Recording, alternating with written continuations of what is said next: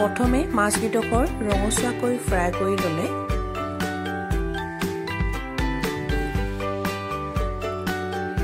তাৰ পিছত ফ্ৰাই কৰা তেলখিনিতে আৰু অলপমান নতুন তেল দি গৰম হোৱাৰ পিছত পিঁয়াজখিনি দি দিলে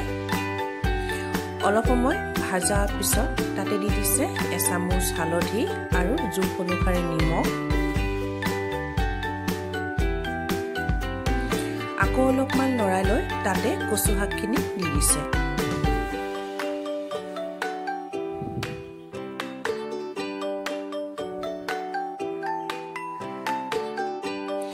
এই আঞ্জাখন বনাওঁতে কোনো ধৰণৰ মছলা ব্যৱহাৰ কৰা নাই তেওঁ পিঁয়াজ হালধি নিমখ এইখিনি বস্তু ব্যৱহাৰ কৰিছে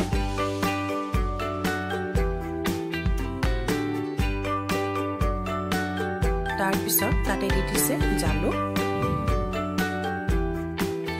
আকৌ অলপমান লৰাই লৈ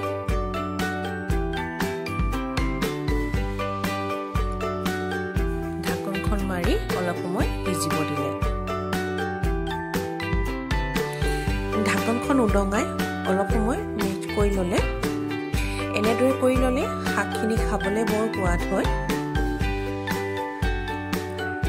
তাতে কুহুমীয়া গৰম পানী অলপ দি দিছে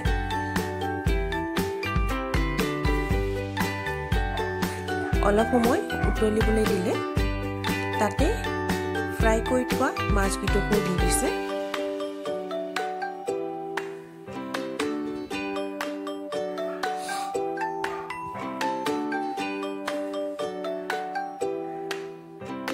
আকৌ ঢাকনখন মাৰি অলপ সময় সিজিবলৈ দিলে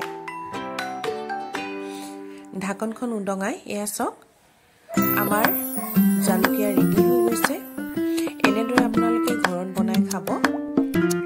ঠাণ্ডা দিনত চৰ্দি কাহ প্ৰায়